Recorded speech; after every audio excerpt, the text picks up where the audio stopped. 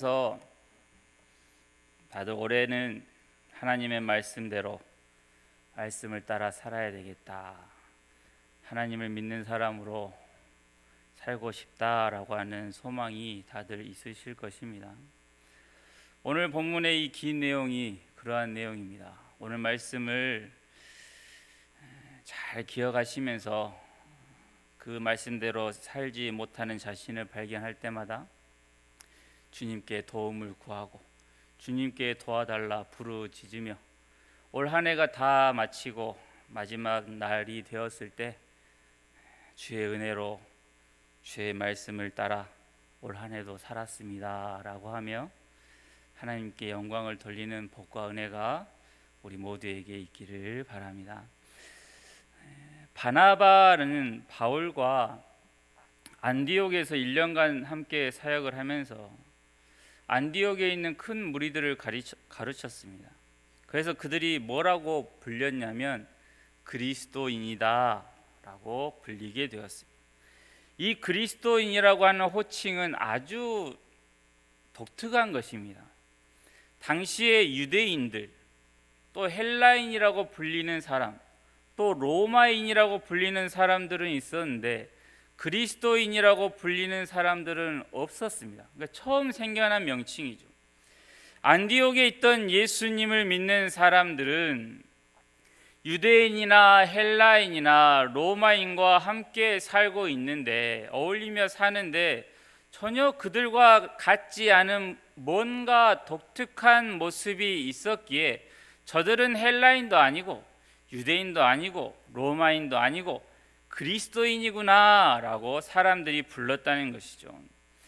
오늘은 바나바와 바울이 가르쳤던 기독교 신앙이 무엇이었는지, 그들이 어떠한 가르침을 받았기에 안디옥 교인들이 이전에 없던 그리스도인이라는, 기독교인이라는 호칭을 받게 되었는지를 보도록 하겠습니다. 로마서 12장은 예수님을 믿는 사람들이 교회 안에서만이 아니라 사회와 세상에서 어떻게 살아야 하는지를 아주 자세하게 설명하고 있습니다. 그 내용을 우리는 반드시 듣고 가슴에 새겨야 하며 말씀하시는 대로 힘써 살도록 부단히 애를 써야 할 책임이 있죠. 그런데 로마서 12장에 나온 그리스도인의 삶이라고 적혀 있는 것을 하나하나 보자면 세상의 방식과는 너무나도 달라서 과연 이렇게 살아도 되나? 이러면 나만 뒤처지는 것 아니냐? 나만 바보 취급받는 것 아니겠느냐라고 하는 생각이 들지요. 1절을 보면 하나님께서 예수님을 우리를 위하여 산 제물로 보내셨음을 먼저 기억하라는 말씀입니다. 예수님이 어떠한 산 제물이 되셨는지를 먼저 기억하고 그 삶을 너희들이 따르라는 것이죠. 예수님이 산 제물로 오셔서 살았던 것이 어떠하였습니까? 죄인을 위하여 우리의 자리까지 내려오셨고 우리와 함께 사셨으며 죽임을 당하는 자리까지 기쁨으로 가셨습니다. 이러한 예수님을 믿는 것이기에 사람의 귀에 듣기 좋은 말로 끝날 수가 없지요. 2절부터 예수님 믿는 사람들이 하나님이 기뻐하시는 거룩한 산 제물로 자신을 드리기 위해서 어떻게 무엇을 해야 하는지를 하나씩 이제 말하기 시작합니다. 너희는 이 세대를 본받지 말고 오직 마음을 새롭게 함으로 변화를 받아 하나님의 선하시고 기뻐하시고 온전하신 뜻이 무엇인지 분별하도록 하라입니다. 이게 가장 먼저입니다. 그 뒤에 나와 있는 어떠한 내용보다 이것이 가장 먼저입니다. 새롭게 된 사람들이 할 수 있는 내용이라는 것이죠. 거듭난 사람들이 어떤 독특한 특징을 가지고 있느냐? 먼저 하나님의 뜻을 분별한다는 것입니다. 하나님의 뜻이 무엇인지를 자꾸만 하나님께 구하고 말씀을 통하여 배우려고 한다는 것이죠. 자기 생각대로 신앙생활하는 게 아닙니다. 인간의 정성이나 인간의 열심보다 더 우선하는 것이 바로 하나님의 뜻입니다. 세상의 종교는 가장 가치를 두는 게 무엇인지 아십니까? 인간 편에서의 정성, 그것만 있으면 무엇이든지 할 수 있을 것이라 하는 게 모든 종교입니다. 어떤 소원을 이루려면, 그 소원이 이루어지려면 뭐가 가장 필요할까요? 세상 종교가 하는 말이 정성을 다하면 된다고 합니다. 또 내게 좋은 일만 생기게 하려면 어떻게 하면 될까요? 정성을 다해 우상을 섬기면 되는 것이죠. 하지만 우리의 신앙은 다릅니다. 왜냐하면 우상은 아무런 생각이 없는 죽어 있는 것이고, 하나님은 살아 계신 분이시기에 하나님의 뜻이 분명히 있습니다. 그에 맞게 생활하는 것을 기뻐하신다는 것이죠. 인간 편에서 아무리 귀한 것이라 할지라도 창조주 하나님께 어울리지 않는 것밖에 없습니다. 우리에게서 나온 그 무엇이 하나님과 어울리겠습니까? 없습니다. 세상 종교는 내가 이렇게까지 했는데 당연히 내가 믿는 그 신이 받아주고 기분이 좋아가지고 나에게 좋은 것을 주겠지라고 생각을 하겠지만, 하나님은 그런 분이 아니시죠. 하나님은 인간이 만들어낸 신이 아니라 하나님께서 우리를 창조하셨습니다. 뜻을 인간인 내가 세우고서 하나님께 가면서 하는 말이, 내가 하나님을 조금도 의심하지 않으니 반드시 도와주시리라 믿습니다 라고 하는 건 믿음의 말이 아닙니다. 이것보다 더 우선해야 하는 게 무엇이라고요? 하나님의 뜻을 분별하는 것입니다. 그래서 로마서 12장 3절에서 이제 계속 이런 이야기를 하죠. 내게 주신 은혜로 말미암아 너희 각 사람에게 말하노니 마땅히 생각할 그 이상의 생각을 품지 말고 오직 하나님께서 각 사람에게 나누어 주신 믿음의 분량대로 지혜롭게 생각하라입니다. 하나님이 허락하신 만큼 믿고 그 믿는 바대로 행하라는 것입니다. 우리는 초대교회 하면 수가 하루에도 수천 명씩 불어나는 그 모습을 자꾸 떠올리는데, 초대교회 안에도 엄청난 어려움이 있었습니다. 성령님의 강력한 역사가 초대교회 안에 있었어요. 그리고 지금은 보기도 힘든 기적들이 아주 흔하게 일어났습니다. 그럼에도 세상은 전혀 굴복하지 않습니다. 더 기세가 등등해서 잡아가둡니다. 온갖 잔혹한 방법으로 믿음의 사람들을 죽여갔습니다. 신실하고 능력 많던 교회의 지도자들은 잡혀가고 아무런 힘도 없이 죽어나갔습니다. 그러한 상황에서 남아있는 그리스도인들은 하나님이 각 사람에게 나누어 주신 믿음의 분량대로 살아야만 했고, 하나님이 교회를 지켜주셔서 지금 여기까지 오게 된 것이죠.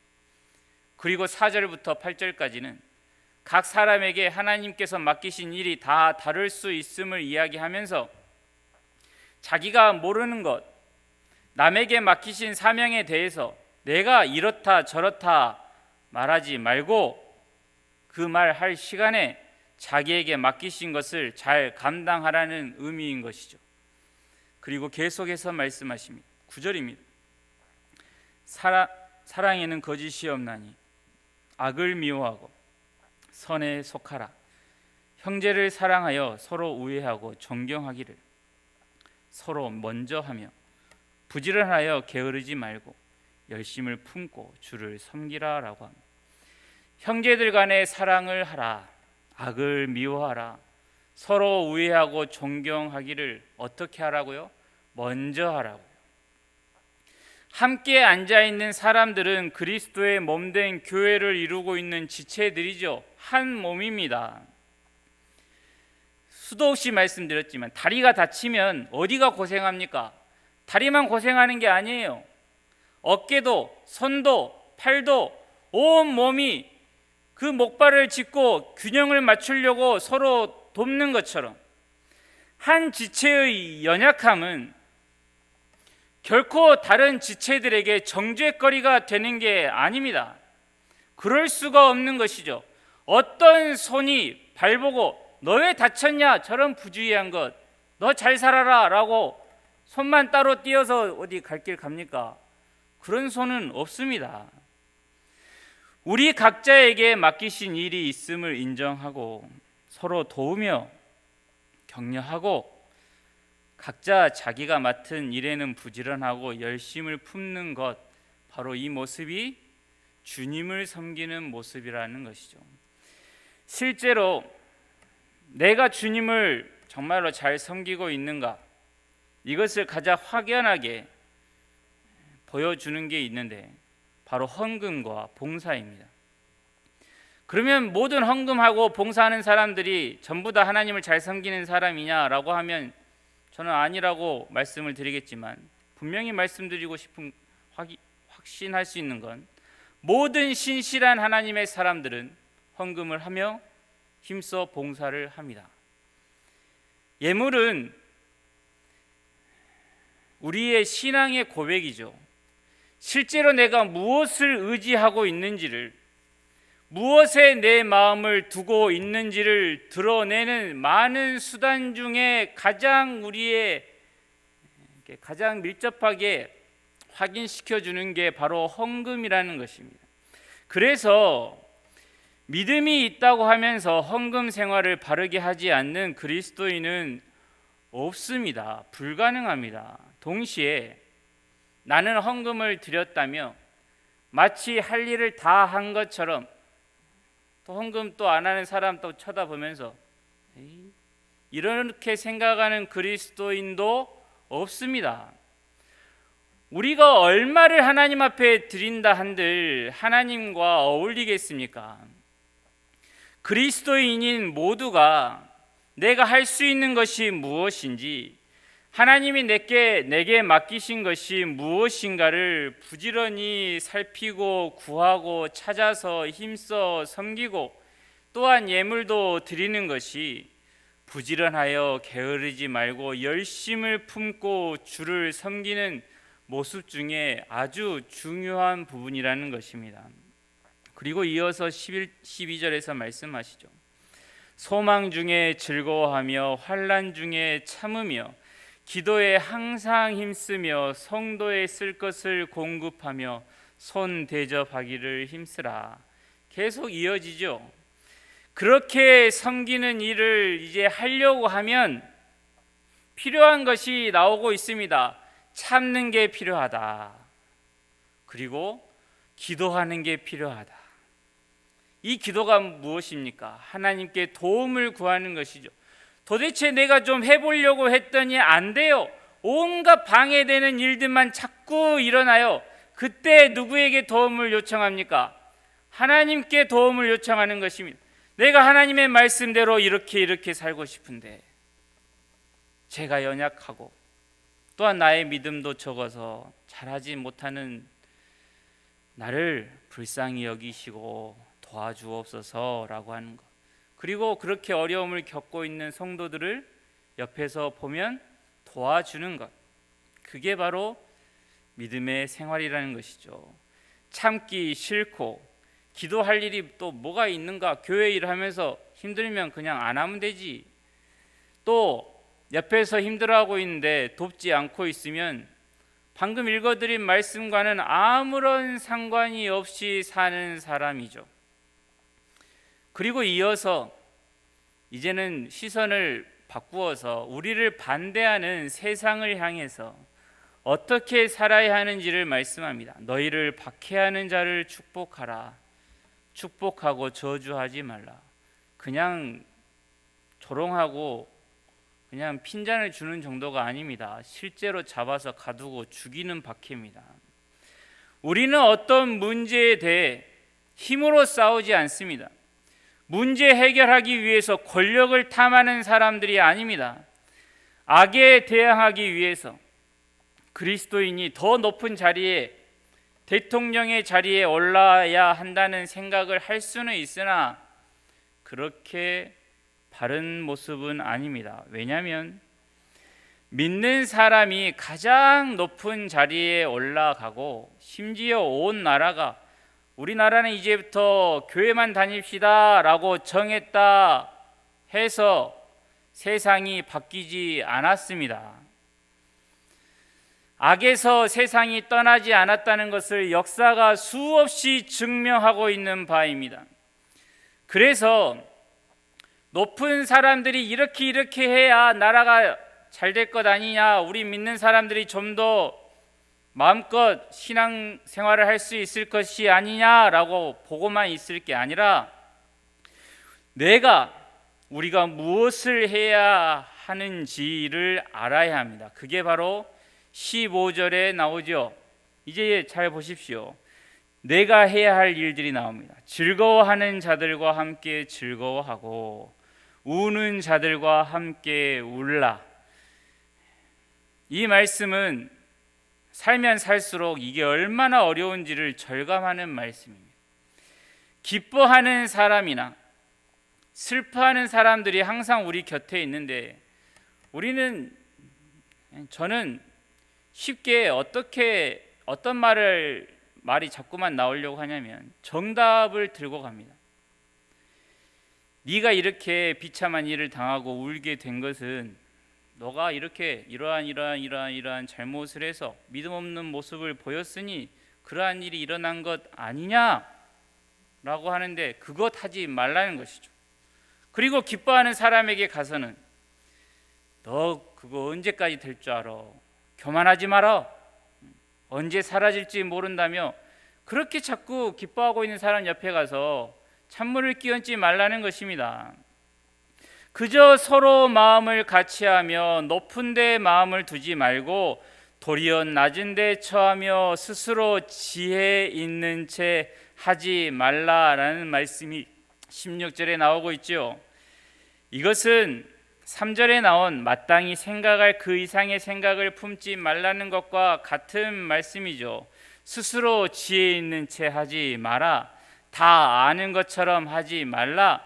하나님의 일하심의 신비가 어떠한 것인지를 인정하고 너는 겸손히 기뻐하는 자들과 함께 마음껏 즐거워해 주고 우는 자가 있으면 그와 함께 울어주는 게 너의 일이다 라고 하시는 것이죠.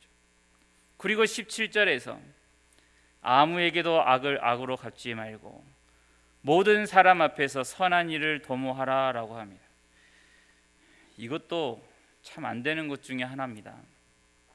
오히려 이 말씀을 읽을 때마다, 지금 제가 평상심을 유지하고 있어서 그렇지만 저도 속 안에 뭐가 이게 담겨져 있다면 이 말씀을 읽으면 도리어 화가 나는 말씀입니다. 나를 해한 사람에 대해서 보복하려고 여러 시도를 하고 사람을 자꾸만 먹으려고 자신의 신앙을 저버리는 일이 없어야 한다는 것입니다. 세상과 교회의 차이는 하나님이 중심에 있느냐 없느냐입니다. 세상은 일시적인 가치를 소유한 채 하나님에게서 멀어지고 하나님을 찾을 필요가 없다. 내가 어떻게든지 저것을 내 눈앞에서 무릎 꿇려야지 라는 생각이 바르다라고 하지요. 하지만 교회는 말 그대로 모든 것을 통하여 하나님의 인도하심을 받는 사람들이 모인 모임이죠. 사랑이나 윤리나 정의, 평화, 자비, 이러한 가치들은 그 자체로 의미 있는 게 아니고, 왜냐하면 세상도 이러한 똑같은 것을 추구하지요. 그런데 이 세상은 그러한 사랑과 윤리와 정의와 평화라고 하는 것을 가지고 우리 인간 스스로 천국을 이루어낼 수 있다라고 하며 바벨탑의 재료로 그러한 것을 삼습니다. 하지만 우리는 하나님 안에서만 이 모든 것들이 가치가 있음을 기억해야 하는 것이죠. 세상은 언제나 정의 사회를 구현한다고 말을 합니다. 하지만 악을 제거할 수가 없었죠. 드러난 악을 제거했다 하더라도 여전히 악한 열매를 그 마음속에 얼마든지 맺을 수 있는 사람들의 속까지는 바꾸지를 못하죠. 그러면 우리의 신앙은 어떠합니까? 하나님께서 구원하시고 하나님께서 나를 고쳐 가시는 것처럼 또한 고치실 것이니 기다리는 것이죠. 의사가 병원에 가시면 보시겠지만 환자를 고치고 살리려고 무던히 애를 씁니다. 그런데 그 고치는 과정 속에서 가장 오랜 시간 동안 가장 많이 의사가 하는 게 뭔지 아십니까?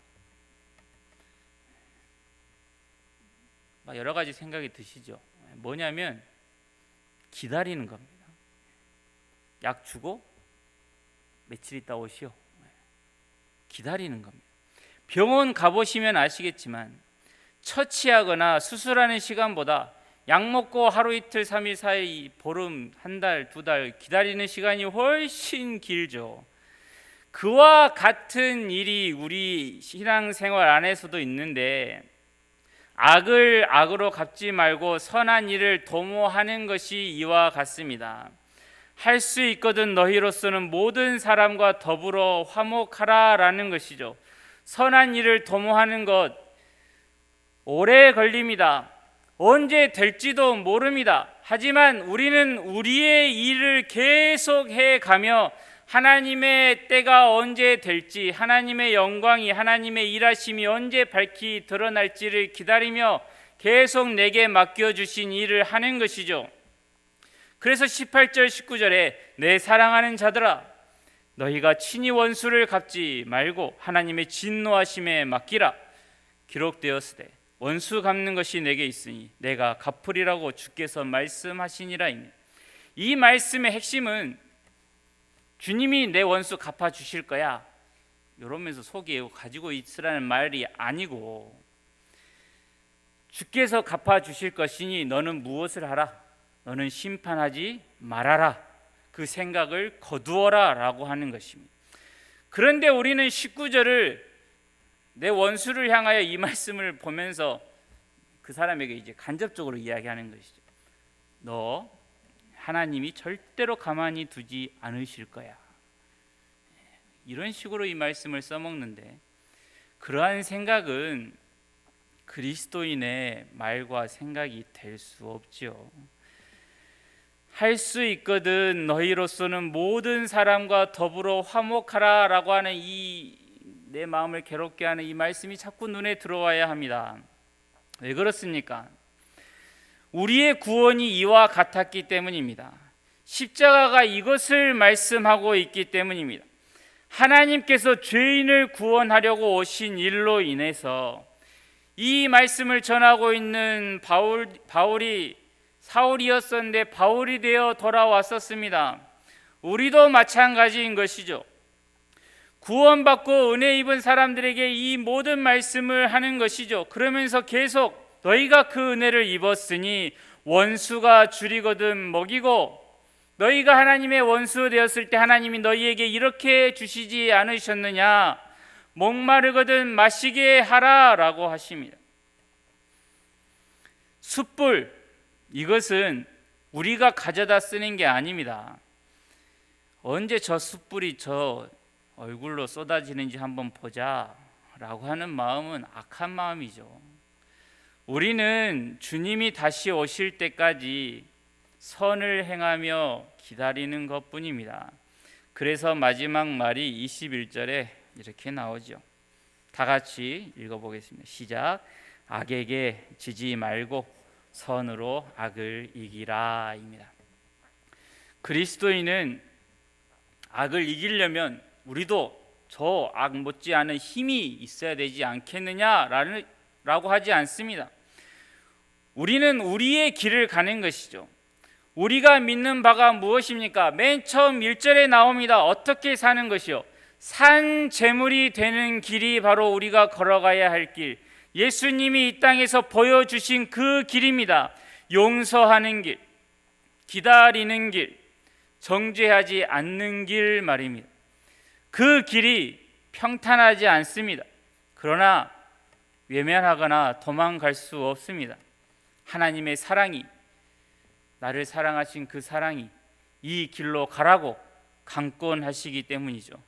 나를 괴롭게 하는 현실에서 일어나는 모든 일들에 대해서 우리는 믿음을 가지고 하나님의 지혜와 신실하심을 믿고 순종함으로 인내하며 가는 것이죠. 이것이 바로 선을 행하는 것입니다. 세상은 우리를 시험할 것입니다. 그만 믿어라. 하나님이 지금 세상이 이렇게 돌아가고 있는데도 왜 너의 하나님은 가만히 계시느냐? 도대체 네가 40년 평생 섬겼던 그 하나님은 네가 그 고통을 당하는데 왜 그냥 계시느냐? 라고 할 것입니다. 그러나 우리는 우리의 일을 하며 기다리는 것이죠. 어떤 일이요? 그게 오늘 본문에서 계속 말하고 있는 일입니다. 하나님께서 긴 역사 가운데 어떻게 일하셨는지, 어떤 승리를 이루실 것인지, 그의 백성들에게 어떤 복을 주셨는지를 더 이상 증거가 필요 없도록 성경에 기록해 두시고 우리에게도 주셨습니다. 힘든 길입니다. 하지만 악에게 지지 마십시오. 믿음을 가지고 살아가는 신실한 그리스도인의 인생을 살아야 하는 것입니다. 뒤에 앉아서 비겁한 소리를 하며 그냥 보고만 있는 게 아니라 나부터 이 말씀 붙들고 주님께 기도하며 잘 살면 되는 것입니다. 세상의 가치에 따라가지 않는 사람, 세상이 감당하지 못할 사람으로 살아가는 것, 그게 바로 그리스도인이라고 하는 것이죠. 우리 모두가 세상에서 또한 믿음의 사람들 안에서 그리스도인이라고, 저 사람은 정말 그리스도인이구나 라고 불릴 수 있는 복이 있기를 바랍니다. 기도하겠습니다. 하나님 아버지, 우리에게 믿음을 주옵소서.